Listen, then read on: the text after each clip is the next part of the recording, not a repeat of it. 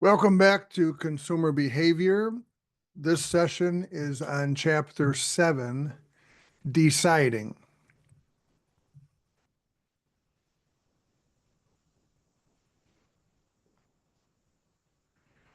Deciding, consumers decide things based on problems. What's your problem? Every consumer decision is a response to a problem.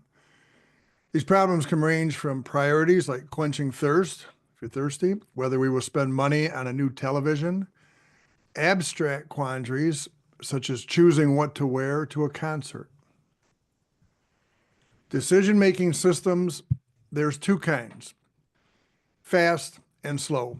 I know this seems quite obvious and logical, but those are the two kinds there are. Fast is based on emotions, and it's really unconscious based on prior experiences that kick in and influence a decision very quickly. They're automatic. Sometimes they're everyday decisions. And of course, they are more prone to error because they're fast and emotional. Slow decisions are more rational, conscious, effortful, more likely to be, the process is more likely to be used in complex decisions, such as possibly buying a house, buying a new car, leasing a new car. But the slow decision, and there are people that use the slow decision process for anything. Even you ask them where you want to go for lunch, they'll start sorting out good and bad points of every fast food restaurant known to man. So different people have different ways of using the systems.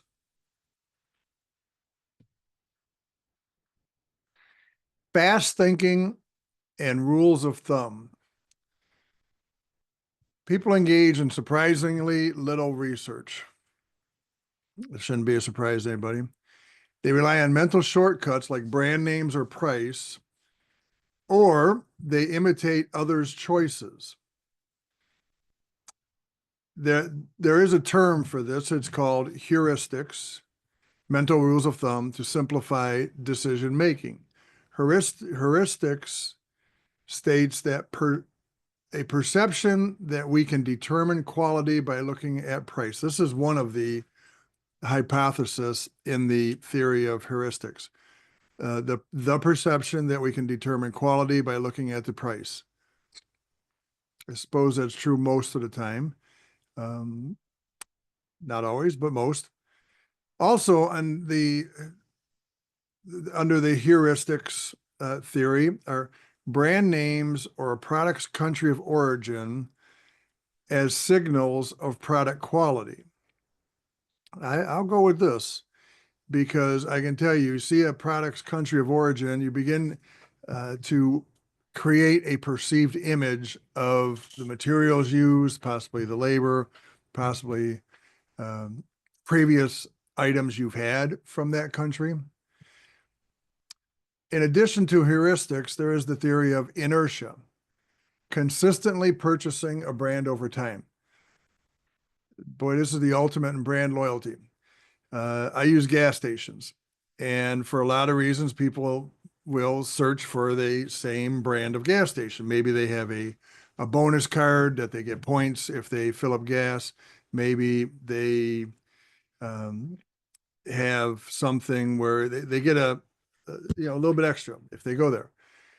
And that could be, that is the inertia theory.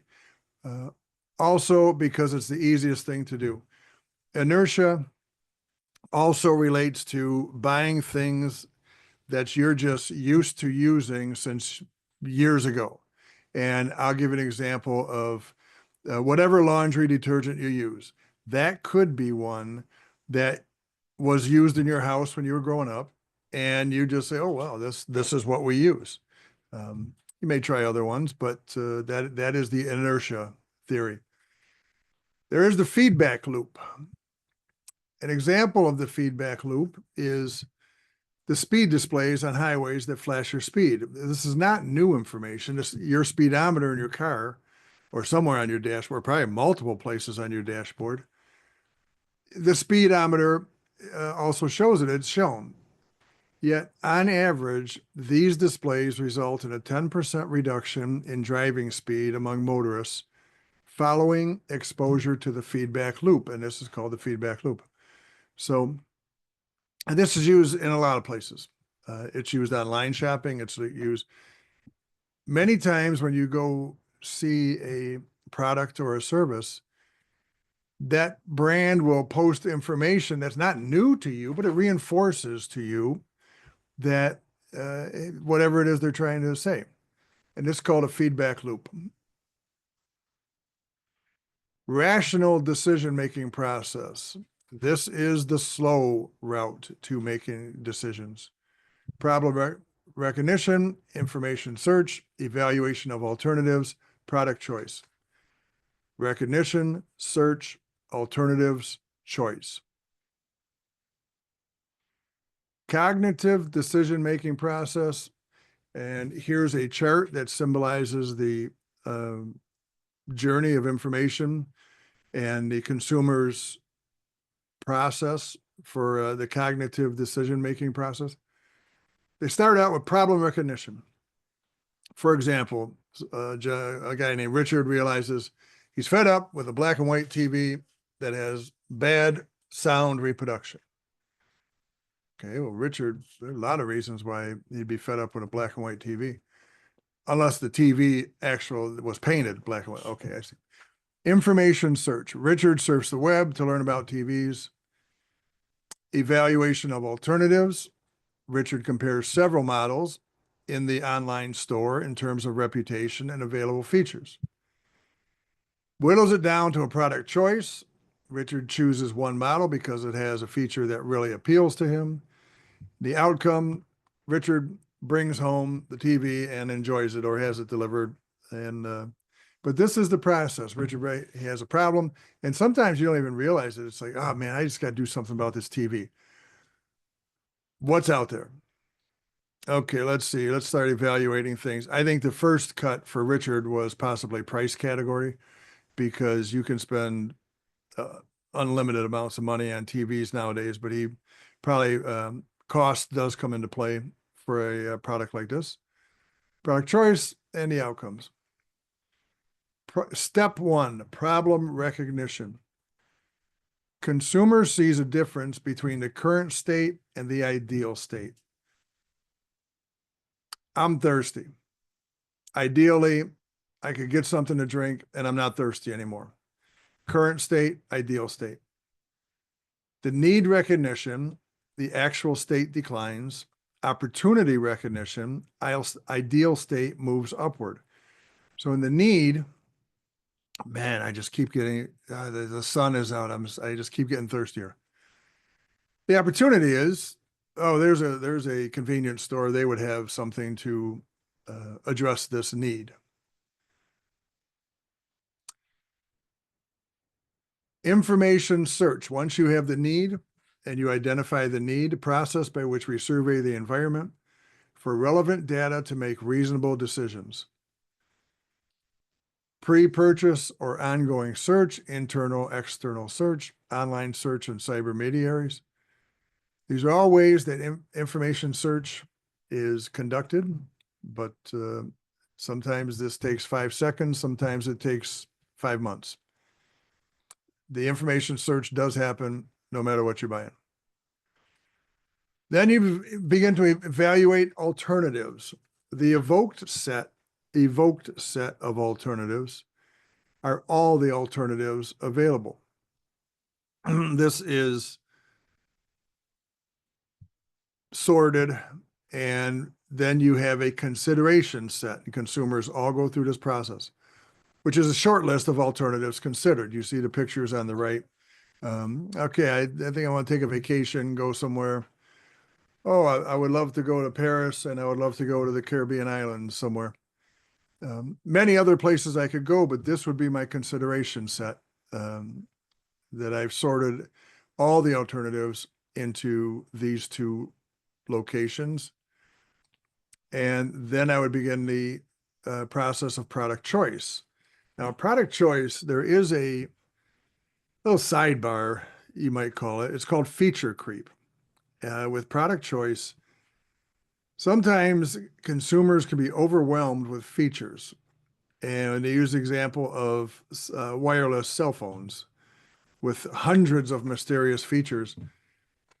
I can tell you this, I lease a SUV, and the dealership that I leased the SUV from, a week after I picked it up, a young man came to my house and sat in the front seat and explained all the dashboard technology to me, which I was completely lost. I mean, I'm from the school of, oh, I push this button, the car starts, I do this, it goes in drive. There were so many features, and a lot of them are good. Now that I understand them, they're very useful and they're very good. But I had no idea. And the feature creep and the dashboard of that SUV is huge. Philips Electronics found that 50% of products returned have nothing wrong with them. Consumers simply couldn't understand how to use them. On average, consumers spent 20 minutes trying to figure out how to use the product and then gave up.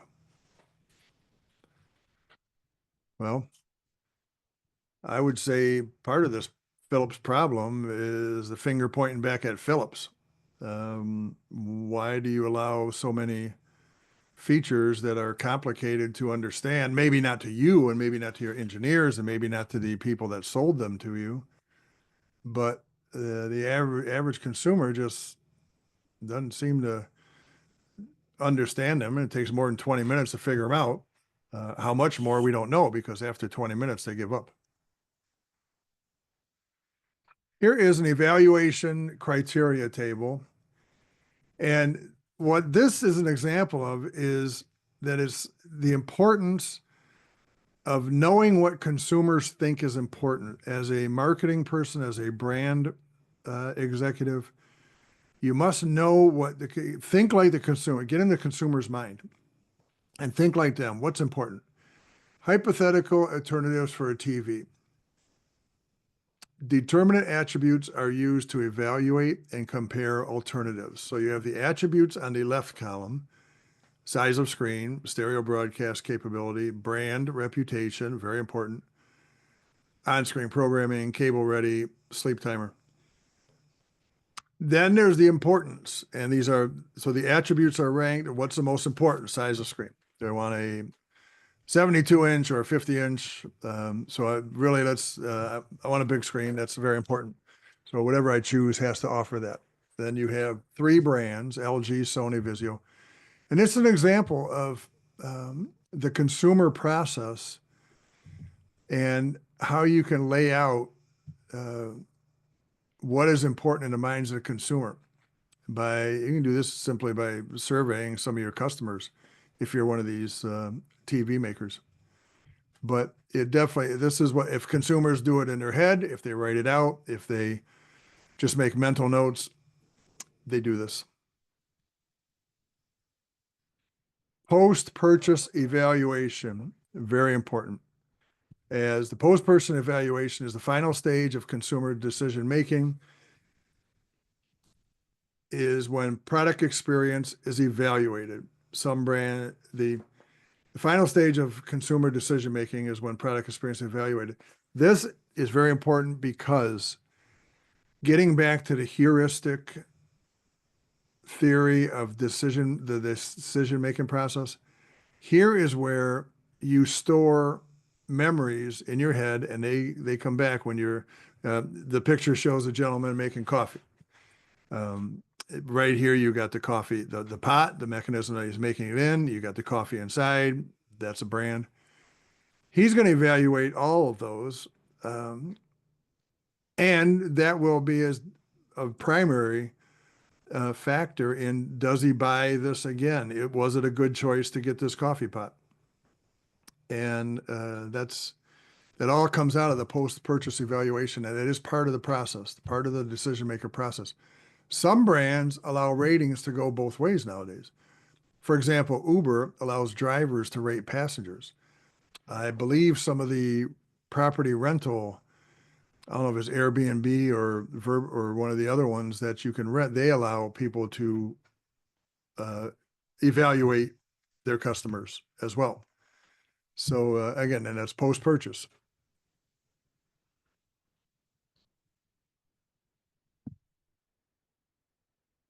Fast thinking and rules of thumb, kind of circle back.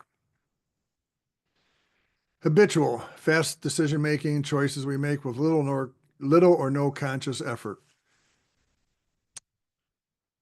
Inertia involves less effort to throw a familiar package into the cart. And you have your Coke and Pepsi, you have Hefty Glad, Ajax Dawn dish detergent. Coke and Pepsi is interesting because I do know Pepsi drinkers, I know Coca-Cola drinkers. They will tell you, whichever one there, if they're a Pepsi drinker, they will tell you the difference between Pepsi and Coke. A Coca-Cola drinker will tell me the difference between Coke and Pepsi.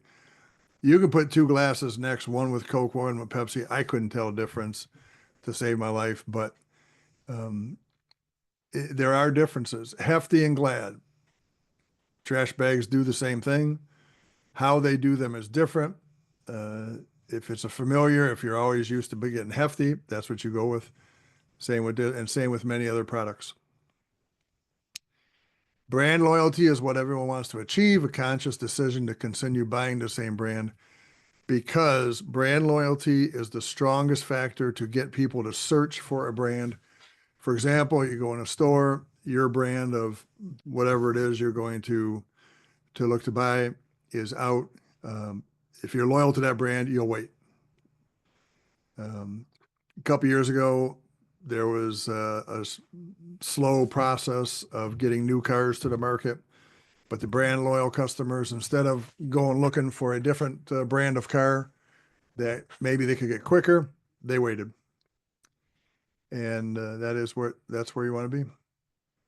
Heuristics. Again, we keep hammering this word. It's a very important word in the consumer behavior study, the study of consumer behavior. Heuristics allow you to take a shortcut. Mental rules of thumb range from the general higher priced products or higher quality products theories to the specific theories that, for example, I always buy Domino. Why? Because that's the brand of sugar my mother always bought. Why'd she buy it? I don't know. Doesn't matter. That's what we use, and that's what I use. And that is part of heuristics. Examples of heuristics: availability, representativeness, price, anchoring heuristic programming, variety seeking, risk aversion, familiarity. Availability, selection based on information most easily available to our mind. That could be as quick as an ad popping up on, if you're on one of the social media and the ad pops up on the right-hand column, something catches your eye, you click in, that's the most available information, makes sense to you, you decide to start investigating whatever product it is.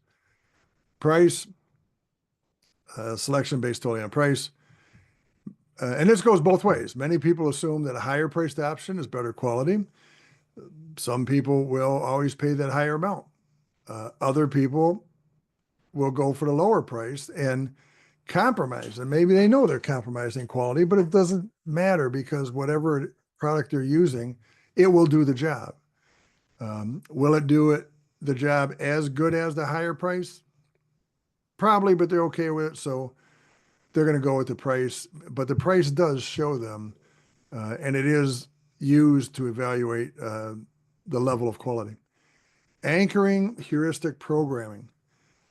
Use your first impression or evaluation of a product to select it. Prior judgment hence becomes the anchor. This is what I was just talking about with that picture of the gentleman having coffee. His impression of the coffee is going to be the anchor, and for some other brand to move his loyalty from that product, the product has to not perform to his expectations, and the other product has to give reason for why you should switch and prefer us. So again, this all happens in a matter of seconds in consumers' mind. Variety seeking is a heuristic influence. selecting a product that is different from previous choices just for the sake of variety. I've done that. Oh man, I've always wanted to try that. I tried the other one. And then I have a new first impression anchor to use. Risk aversion and familiarity are also heuristic influences. It's a very important concept in the study of consumer behavior. How marketers influence category assignment. And this is key. What this means is within a category, how do marketers get consumers to prefer one product versus the other? It's called positioning. And the positioning is in the minds of the consumers. What position can we carve out and own? That's the term. And success of product positioning hinges on the marketer's ability to convince the consumer to consider its product within a given category. That you have now, let's use the beer category. You've got the, I'll call them the traditional brands, Budweiser, Miller, Pabst, and I know these are all owned by umbrella companies, but you got some brands out there. And then you have the whole, what used to be called the craft beer market. Now it's called regional or local, whatever. And they have all kinds of niche products, beer with raspberry in it, beer with lemon in it, stronger beer, different kinds. And so, and all that is positioning. And, you know, and now they also have, they're promoting different production processes to distinguish them from the rest of the products in that category. And that is called market positioning. Brand positioning, the psychological and rational attributes attached to a product that make it unique and preferred in the minds of the consumers. Psychological and rational. So psychological being the emotional attachment, rational being the rational attributes, of course. And to be successful in brand positioning, you really only need one or two of these attributes to sway a consumer into preferring your product or service. Here's an example. Netflix has effectively positioned itself not just as another video streaming platform, but as a premium provider of diverse and personalized content accessible anytime, anywhere. So that is Netflix. It sounds kind of broad-based, and they're really casting out a pretty wide net versus really going after a targeted niche market. But Netflix has done a good job, and of course, they're a major player. Not just another video streaming platform. Premium provider, diverse, personalized content. That's just an example of product position and how marketers influence the consumers within a category. Another case example, Garden Fresh salsa and chips. The goal, stand out as unique and better. Garden Fresh salsa and chips. These came out as an interesting story. They're originally from Ferndale or Clawson, one of those areas. But it was just a little restaurant, and people came in and said, man, we love your salsa, we love your chips. The owner decided to start packaging them. Next thing you know, he's doing very well, got some investors. And in order to distinguish Garden Fresh in stores, what they did was, number one, placed it in a deli section to imply that this premium brand does not belong on the shelf with the others. So location in a store. This is a premium chip, not your regular chip in this wall of all different kinds of chips. Garden Fresh brand became the exemplar product line in this category and became perceived as the best premium deli style chips and salsa. that is how they position themselves until this day. They're still, I don't think you can find them on the regular chip aisle. They're going to be in the deli section. Another case example, and this is one that many times people don't think has competition, but it does. Direct and indirect competitors. This is a case example of positioning yourself. You have to know who all your competitors are. An example here is lottery games. They're direct competitors, and they got to be positioned properly against online betting, casinos, bingo halls, and other places that you can wager, make bets. There's also indirect competition for the money that is used to buy lottery tickets, and that's candy, gum, mints, or any impulse item near the checkout area of a convenience store or gas station. And by this, what I mean is a lot of lottery ticket sales happen when somebody gets change. You go into a store and you give them a $10 bill, they give you $3 and some coins, change. You got the $3, hey, give me a couple of lottery tickets for this Mega Millions, whatever. But also, and I always tell people, stand there at the cash register and just put your arms out. Everything inside that area. You got your candy, gum, lip balm. Now they have little charger packs for your phone cases. Everything in there is an impulse item, and they are all trying to get you to not put that money back in your pocket when you get it for change, and to buy and that includes the lottery tickets. So it's really important to know your direct competitors and your indirect competitors who are competing for the same money. Of course, we have online decision-making, search engine optimization, SEO. Power of consumer reviews. That is a very powerful thing, because now many decisions that used to be personal, one person doing research and finding out, now become what are called online committees. When you go look at the reviews posted for a certain product that you're considering. And you have cyber intermediaries, website or app that helps to filter and organize online market information so that customers can identify and evaluate alternatives more effectively. That is chapter 7. The assignments for attached to this session. Read chapter 7 and 8. There are some quizzes posted in Canvas for chapter 7 and 8, due February 10th. Don't forget the midterm project is due February 7th, and there is a discussion for extra credit points for chapter 7. Will the increasing use of digital wallets cause a decrease in consumers' focus on products' cost? And go into that discussion. You'll see what this means. It's explained in a little more detail, but that is a way. So, okay, I will talk to you soon. If you have any questions, contact me. The information is on Canvas.